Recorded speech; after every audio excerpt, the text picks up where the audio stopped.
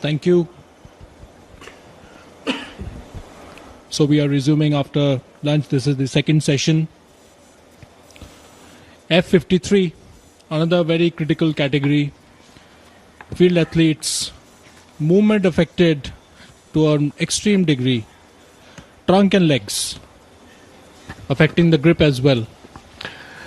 And which is why they are made to sit, generate enough inertia to throw any object using their chest, their upper back and shoulders strength. जी हाँ, 3 kilogram का ये भार होता है और इसे आपको रिलीज करना होता है, मैक्सिमम डिस्टेंस कवर करना होता है. और गोकुल कानन, जी हाँ, तमिलनाडु के ये खिलाड़ी, बिब नंबर 531. और खेलने का जो तरीका है वो कुछ जैसा हम जैवलिन थ्रो में देख चुके हैं. सेम वही पॉल की जो सपोर्ट इसका रहता है, एक हाथ से आप इसको ले लेते हैं और दूसरे से आप थ्रो करते हैं. पूरी तैयारी. Basically in this throw, as we saw, typically in the F50s category, we see that the players are typically seated, they're strapped onto a chair. The chair becomes almost part of their body, and as a mandate they are supposed to hold a pole to balance them out, to risk any injury to self. And like I mentioned earlier, the grip is also somewhat expected. It is somewhat compromised in this classification, but eventually using the power of the shoulder, the back, the chest, the athletes are supposed to throw any object. In this particular case, it is going to be shot put. Shot put, as we know, it's a 3 kg metal ball, and the metal ball is supposed to be thrown. Most of you must have seen Deepa Malik, one of the most famous athletes in this category, representing India at an international level. And a couple of other players are there. We saw Pradeep Kumar, silver medalist in Para Games. And now we are seeing players in the same classification. Let's see.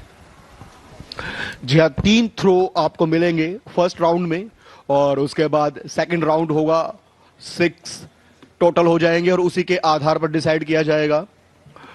और इससे पहले javelin throw में भी हमने देखा कि 6 attempt मिले थे आपको, और ओलंपिक में भी जो रहते हैं वो 6 अटेम्प्ट ही जैवलिन थ्रो में रहते हैं. और ये देखिए, ये है वो मेटल की बॉल जिसे हम कहते हैं, इसे शॉट पट कहा जाता है.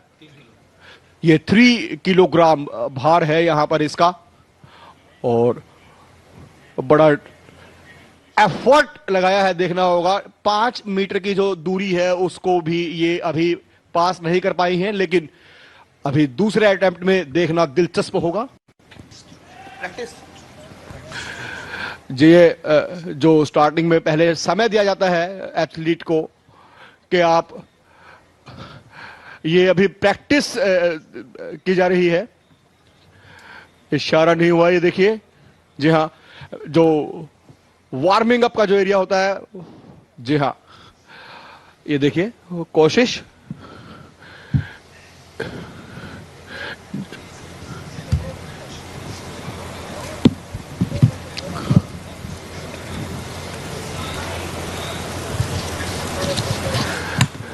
जी हाँ, बिल्कुल, ये स्कोरिंग ली जा रही है. कुछ हल्का सा कंफ्यूजन क्रिएट हुआ था. ये प्रैक्टिस नहीं है, ये बिल्कुल एकदम करंट मुकाबला है. जी हाँ, ये देखिए, पहला जो अटेम्प्ट है वो सक्सेस नहीं हो पाया. अभी 2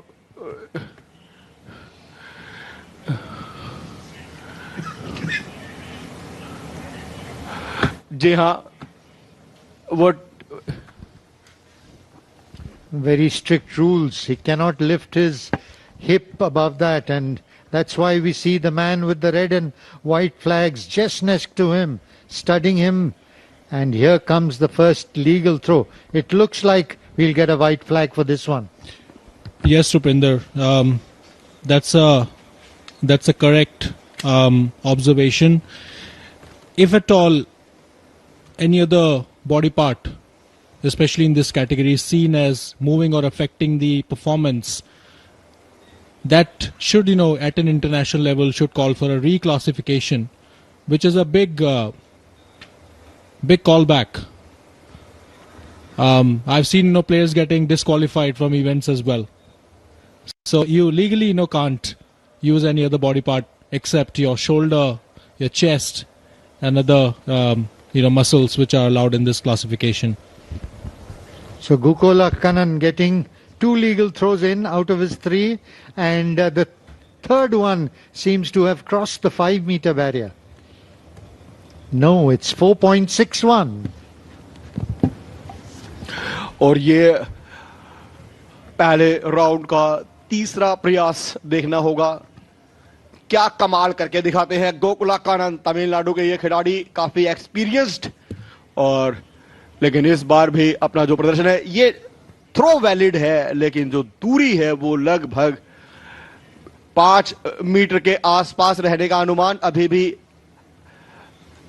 सोच रहे हैं क्या मैंने किया है, वो देखना, ऑफिशियल रिजल्ट अभी देखते हैं, पता चलेगा. जी ये अब तीसरे प्रयास के लिए शायद दोबारा ट्राई. टोटल, जी हाँ, ये टोटल ही 6 यहां कर दिया गया है, जैसे जेवलिन थ्रो में हमने देखा था. कंटिन्यूअस आपको दे दिए गए हैं. ये चौथा प्रयास, पांचवा, बिल्कुल वैलिड थ्रो है. जैसे ही हम देखते हैं कैनोइंग में, flag up means fair race, और ये फेयर थ्रो. लेकिन जो लग रहा है बॉडी लैंग्वेज से, फेस एक्सप्रेशन से, ये रिप्ले में देखिए क्लियर, थ्रो वैलिड है, लेकिन खिलाड़ी अपने प्रदर्शन से निश्चित तौर पर उतने संतुष्ट नहीं नजर आ रहे हैं जितना उन्हें होना चाहिए. दिन होता है दरअसल रूपिंद्र किसी किसी खिलाड़ी का, कि आज शायद जैसे क्रिकेट में हम देखते हैं फॉर्म, तो आज लग रहा है गोकुल कानन अपनी फॉर्म को मिस कर गए हैं. छठे प्रयास में देखना होगा. अभी तक का बेस्ट 5.42 मीटर, और उससे पहले दूसरे ही प्रयास में तो 4.61 मीटर का प्रयास इनका सफल रहा था. जी इस बार देखना होगा, ये फेयर थ्रो है, और अब स्कोर पे नजर डालेंगे, यहां से डिसाइड होगा. फाइनल ये मुकाबला है शॉर्ट पट 48 मेंस F53 कैटेगरी.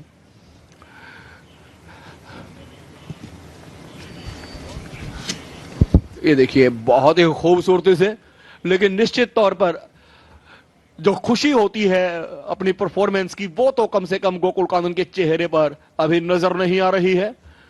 और इसी के साथ इनका ये स्कोर कंप्लीट. छठे प्रयास में इन्होंने किया 5.35, और निश्चित तौर पर ये 5.42 जो चौथे प्रयास में इन्होंने किया था, ये इनका best score. Generally, the throwers find the first throw as maybe a warm-up and then generate their best throws in the second, third and fourth. And Gokula got his best in the fourth, and then when the endurance of the muscles go down, the fifth and sixth, they find it very difficult. I think most viewers will understand when they see Neeraj Chopra throwing. He gets his best throws in the first 3. After that, it becomes really difficult. जी हाँ, बिल्कुल रुपिंद्र, आपने अच्छा याद दिलाया. Olympics में जब Tokyo में नीरज चोपड़ा गए थे अपने थ्रो के लिए, तो जो पहला इवेंट था वो इनफ था निश्चिंत होकर बैठने के लिए, लेकिन जो सेकंड था वो उसमें सील कर दिया था विक्ट्री को उन्होंने. बिल्कुल सही आपने ये कहा. खूबसूरत नजारा, दिल्ली का Jawaharlal Nehru stadium. Track and field के जो मुकाबले हैं वो स्टेडियम से बाहर. ये score final men's shot put, Sumit 6.83, Gokula Kanan 5.42, दूसरा स्थान हासिल इन्होंने किया है यहां पर.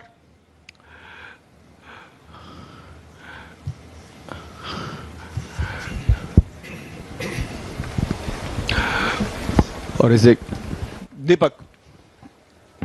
शॉटपुट की अगर बात करें रुपिंदर, तो इंडिया के काफी एक पॉपुलर खिलाड़ी हैं, आपको शायद पता भी होगा, Soman Rana.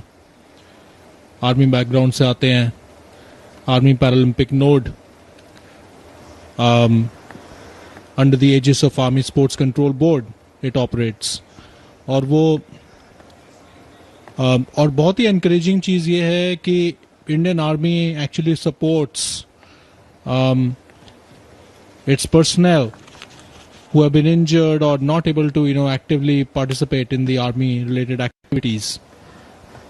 And Soman Rana, again a very known name, who lost his leg in a mine blast in 2006, and he participated in the Paralympics as well.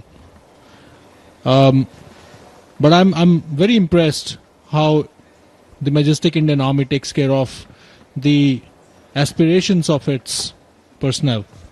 In fact, the evolution of the Paralympics started in Great Britain from the fact that they wanted to give something for the injured personnel in the army that had fought in the world wars, and that was the beginnings of the evolution into what became the Paralympic Committee of India.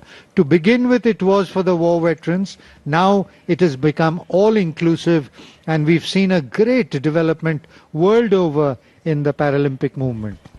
जी हाँ, ये आदित्य कुमार उत्तर प्रदेश के खिलाड़ी हैं और ये इनका पहला throw fair इसको डिक्लेयर किया, फ्लैग अप, और इसकी दूरी निश्चित तौर पर 5 मीटर से कहीं ज्यादा। अच्छी शुरुआत ये कही जाएगी। आदित्य कुमार, अभी तक 2 खिलाड़ी अपनी शक्ति का प्रदर्शन यहां कर चुके हैं, सुमित हरियाणा के और गोकुलकानन तमिलनाडु के, और अभी तक के स्कोर में सुमित लीड कर रहे हैं और दूसरे स्थान पर है गोकुलकानन। अब ये तीसरा खिलाड़ी क्या इसमें कोई फेरबदल करता है, ये देखना दिलचस्प होगा। Up, and you watch this throw. It looks as if it will measure close to what Sumit has thrown. His first attempt was 6.10, and this was his second, which looked very close to the 7-meter line. Here we go again.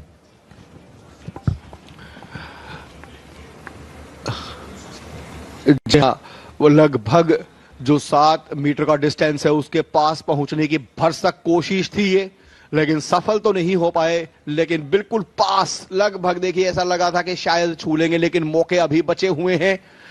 निश्चित तौर पर अगर दमखम खिलाड़ी के पास होता है तो 6 मौकों में से 1 तो वो अपने नाम करने में सफल रहता है, और यहां कोशिश यही रहने वाली है आदित्य कुमार की अद्वितीय प्रदर्शन करें। जानते हैं बहुत बड़ा यह मंच है, पैरा गेम्स पहली बार, ये देखिए बहुत बढ़िया, जैसा कि हमने बताया था कि बहुत नजदीक 6.56 मीटर, बहुत बढ़िया अभी तक का ये प्रदर्शन। आदित्य कुमार उत्तर प्रदेश के ये खिलाड़ी।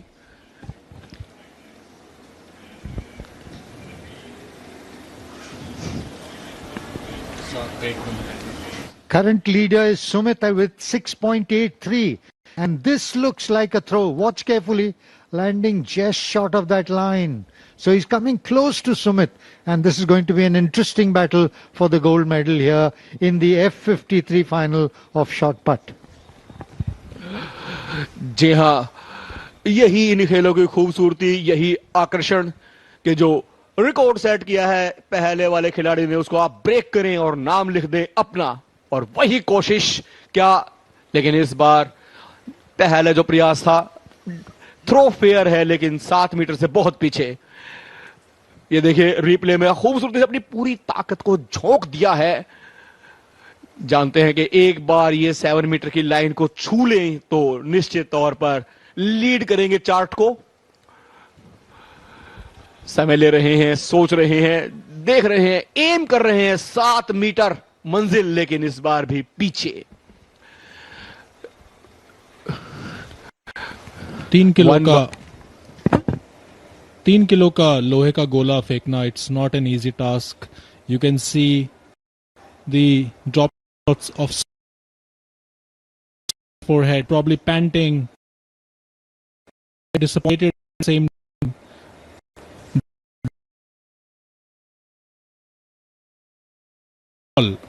Across a distance is not an easy task. बिल्कुल सही कहा दीपक आपने, लेकिन जो इजी काम करते हैं उनको इतिहास याद नहीं करता है, वो याद नहीं रखे जाते हैं। आप मुश्किल काम को अंजाम देते हैं तो ही कुछ बड़ा कर पाते हैं, और उसी कोशिश में यहां पर आदित्य कुमार उत्तर प्रदेश के ये खिलाड़ी, चेहरे पर मुस्कान बता रही है कि जो चार्ट की स्थिति है वो निश्चित तौर पर दूसरा स्थान तो इन्होंने 100% हासिल किया होगा। अपने पहले प्रयास में, चौथे प्रयास में 6.90 अपना सुमित से लीड ले लिए इन्होंने, पहले स्थान पर अब पहुंच गए हैं आदित्य कुमार। जी हां, गोकुल कानन अब पहुंच गए हैं तीसरे स्थान पर, सुमित दूसरे पर, और आदित्य कुमार चैंपियन की तरह उभर कर आया है उत्तर प्रदेश का यह खिलाड़ी 6.90 मीटर की दूरी के साथ।